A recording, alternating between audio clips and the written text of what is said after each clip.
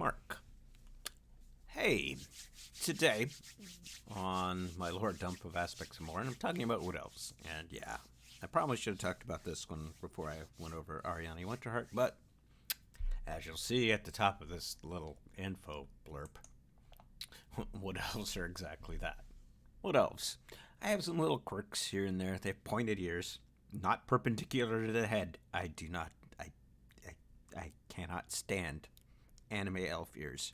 Not perpendicular to the head. Straight up. Well, not straight up, but arched back. Almost flesh to the head. Okay, just like the movies. Just like Vulcans. Like that. I do not... Okay, I won't get into that rant. But if you see any artists doing perpendicular elf ears, it's probably just a meme on my world. They do not have perpendicular ears. They have pointed ears, though. They came to Mourn after returning their own world to itself. It's actually just a natural world. They left it be. They saw an opportunity to come to Mourn of their own volition and spread their beliefs. And you might think, oh, they're just tree huggers. Kind of, but no. That's not what they're really about. As a race, they teach compassion and kinship with all. They're not really going after anybody. They don't use tech a lot themselves. There are some that do, but they're pretty much magic and be at one with nature. But they understand that others aren't that way. So they're here to help coexistence between all, including this artificial world known as Mourn that has been created with all of its aspects. They can breathe, just like Blight Elves and Dark Elves. They can actually breathe oxygen or carbon dioxide.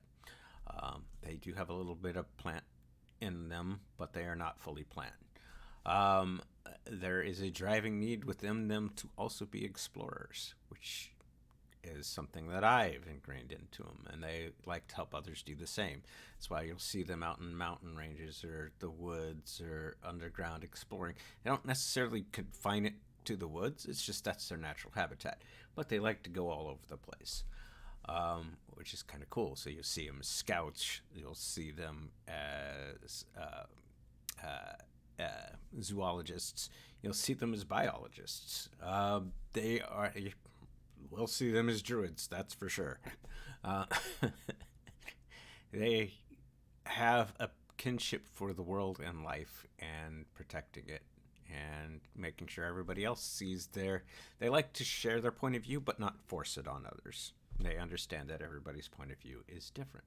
Their home is on the core aspect in a city called Feywood, which we'll get into when we get into it, which is down the line. There is a book set there. But that's further down the line. It's one of the last books, and I can't wait for you guys to see Feywood. Feywood's is really cool. There are some public domain figures that exist within this world. And when we get into the gods, you'll understand that they used a little loophole, and one of those loopholes led for they did the loophole. I'll get into it when I get into Feywood. It's just as a hint, tilting at windmills is a very real thing on this world for someone. Feywood is the home of both Wood Elves and Dark Elves. The center of Feywood is old, and it was transported. Feywood was all transported from an actual world, the Dark Elf homeworld, to be precise.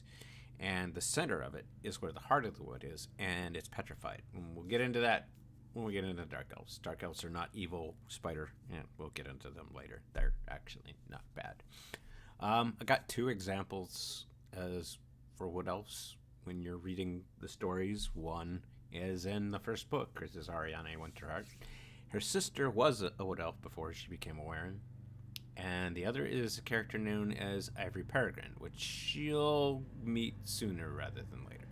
And with that, I will see you guys all in the near future, and thank you for listening.